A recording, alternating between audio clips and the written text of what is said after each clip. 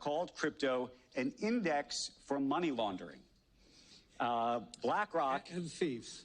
And thieves. Yes. Money laundering and thieves. Right. You now have the biggest Bitcoin ETF. So what happened here? I have very strong views, but that doesn't mean I'm not wrong.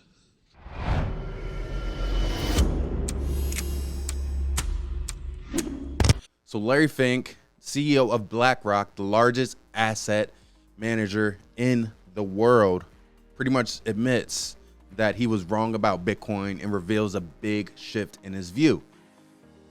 I cover this to only say this is why everyone should do their own research. This isn't the first time you've seen a billionaire pivot, right? We've seen Mark Cuban pivot, right? And then, we see people take cues from Warren Buffett, who openly says he's not really into tech. He's not a tech guy and says he's not into crypto. And people are taking that as, okay, I'm not touching it, and missing out on probably the greatest opportunity of the millennium, greatest opportunity of your lifetime for sure, because there's not going to be another boom, right? So think back, right? Back in the 90s. So we're talking, let's say 25, 30 years ago, where people thought email was, or computers were not going to be anything, like emails, not really a big deal. And we've seen that shift. We've seen people capitalize on the dot-com boom, right? Not just emails, but overall tech, right? And now we're seeing the impact of finance the same way. Being able to have borderless payments, being able to transact peer-to-peer without an intermediary. We're seeing that pivot. And it really takes people doing their own research and not just taking my thoughts, Larry Fink's thoughts, Mark Cuban's thoughts, anyone's thought. Do your own research and come up with an educated prediction. And that is my whole mindset when I look at Larry Fink. Like, Larry Fink's a billionaire, multi-billionaire, works for the largest hedge fund in the world. He can afford to miss out on Bitcoin. Actually, he can afford to, okay, I missed out on Bitcoin at 3,000. He can afford to just start buying at 100,000, right? So that's how I look at, like, these people that are giving these wild anti-crypto claims. They can afford to miss an opportunity, or they can afford to get in late. It's okay. Oh, we're getting 100. Okay, I'll get on 100,000. Let's go buy. Let's go allocate 100. Let's get 100 Bitcoin, and let's start there, right? So they can afford to do that. Right? The average retail investor cannot afford to miss out on opportunities, and that's what's in front of you right now. So next up, we're looking at Chainlink. Chainlink, Grayscale Chainlink ETF draws 41 million on debut, but here it's saying it's not blockbuster. So Bloomberg's Eric Balchunas said that the launch was solid, but not blockbuster like XRP's ETF debut, but strong enough to prove institutions want regulated altcoin exposure even in a down market. The value is there. ETFs aren't just being created out of nowhere. So for comparison, guys, if you don't know, we can look at Solana's ETF. It did $8.2 million. Chainlink did 41 million. The fund already sits at about 64 million assets under management, showing Chainlink is becoming the infrastructure play institutions trust as well. So you're talking about, in comparison, right? We're looking at comparables. The ETF debut wasn't enough to reverse Link's 39% decline. If you guys know anything about Chainlink, you've been following Chainlink for any point in time, right? Chainlink is still up there, top 20, but has been falling off a cliff for most of the year. But that's expected. A lot of altcoins are still, this market has been crazy. You know this. So, usually ETF provides some type of burst. We look here for the week, up 7.74% for the week. For the month, down 4.3, which really, it's not anything to be worried about given the economic conditions, crypto conditions, and also macroeconomic conditions that we've been going through. So, but this does confirm to me that there's strong institutional interest, but macro and liquidity still are suppressing Chainlink's price action, as we see right here. So Chainlink already was called upon when it comes to U.S. government. Chainlink was one of the ones selected to be utilized. So we'll see what happens there. But Chainlink launched their ETF. Not too excited. You know, people weren't too excited. The Chainlink community wasn't too thrilled because right before you had XRP essentially knock it out the park.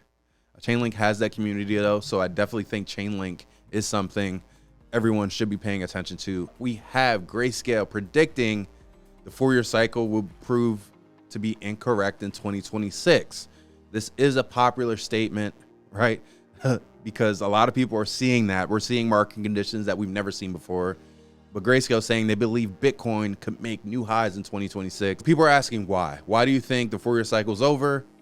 Here are some reasons. Grayscale is predicting that the 4-year cycle is dead. No parabolic blow off top yet. That is one reason. The next up is new capital is flowing through ETFs and corporate treasuries, not retail FOMO. Then they're saying here that institutional money creates more stable and long-term inflows. And they pretty much say what we've been saying the whole time, the environment's different, right? How is the environment different? You have more regulation. You have ETF dominance. You have better liquidity. So their conclusion is the 4-year cycle thesis will prove to be incorrect. And to be honest with you, they're saying that this could be one of the most macro calls of the decade, because if they're right, 2025, 2026 may be Bitcoin's strongest institutional driven expansion ever. That is the research that you have to do when determining if you're going to sell by the end of the year, going by a 4-year cycle, going by what's happened historically, even though the climate has changed currently. That is what you need to look at. You need to make that decision, do your own research. You guys know where we stand. I think the macro climate is too different to just blindly go by a 4-year cycle that has happened when so much has changed from a global standpoint when it comes to crypto. So definitely do your own research there, because there is a lot to decide. Are you just going to sell to sell, right? Are you going to start taking short positions for those of you that are leverage trading?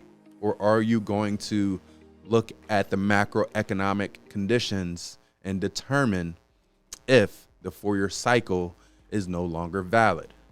Taking a look here at iTrust Capital, where you can buy, sell crypto, gold and silver with your IRA. You guys know we are bullish on iTrust Capital. Not only are they a channel partner, we recommend this to our family who has investment accounts, who has a very new mindset when it comes to crypto, want to have exposure but don't necessarily want to self-custody, which we recommend self-custody. But there needs to be an alternative for those people that cannot understand how to self-custody. And ultimately, where we're at right now is we're at that sweet spot in crypto where it's not as user-friendly yet, right? So people are going to need an alternative without just leaving it on an exchange. The exchange goes down, you lose everything. iTrust Capital is providing that alternative. You guys know how it works. You guys know the products, but the tax advantages and low cost and no monthly fees are what's separating iTrust Capital from all the others, right? You've heard of them, Caleb and Brown. You've heard of other alternatives. iTrust Capital, 16 billion in transactions and over 200,000 accounts as it stands right now. So like the trust is there clearly. And they're allowing people that have that traditional way of thinking with the retirement accounts, right? The 401ks. You can roll that in and still have massive exposure with no tax penalties. Because a lot of people, what they're doing is they're selling the 401k, taking the 40% hit, and then taking the 60% and investing in crypto. And now you're in the hole where you can roll it into iTrust with no penalties and get that exposure that you're looking for. So definitely love what iTrust is doing. Take a look at that. There's a ton of updates, guys, a ton. So one thing we've learned here with iTrust Capital is that the problem that's being solved is that crypto doesn't have to be risky. We've heard the stories by now. We've heard of the lost keys. You've heard of the exchange hacks, phishing attacks, and rug pulls. Even reputable platforms have proven vulnerable putting billions of dollars in investor trust at risk. I Trust Capital is solving that problem, guys. We've seen exchanges be hacked. We've seen that, right? We've seen all that happen.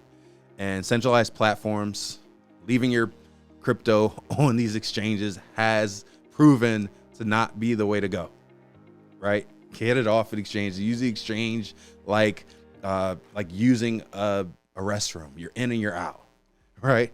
So when we see that, right, and we see everything that's happened, right? We've seen platforms like Bybit suffer major breaches, 1.5 billion in Ethereum stolen just this year, just in February, right? So we've seen the crazy stuff happening.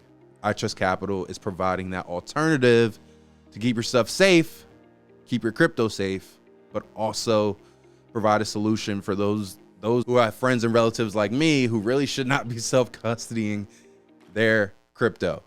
So definitely take a look at I Trust Capital. Link is in the description. And in my opinion, they're providing massive value in solving a massive problem, especially for those that have traditional retirement accounts and want that exposure.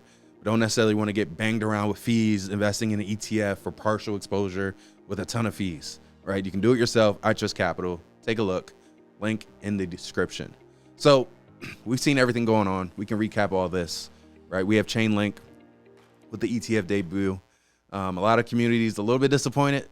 The diehard Chainlink community, because didn't perform the way they wanted to, didn't get the hype the way they wanted to. But Chainlink ETF proves that the altcoin infrastructure is getting institutional validation. And we see Grayscale, what they believe the next Bitcoin peak may be driven by ETFs, not retail hype. And then we have Blackrock CEO Larry Fink proving that crypto is not an experiment, but becoming the backbone of modern finance. And then we see the ones that have fought it for years are now the ones trying to control it because they're seeing the value, right? But what we also see is that they're the ones that could afford to be late, right? They can afford to persuade people not to be involved in it. Meanwhile, they're researching it and likely accumulating some as well.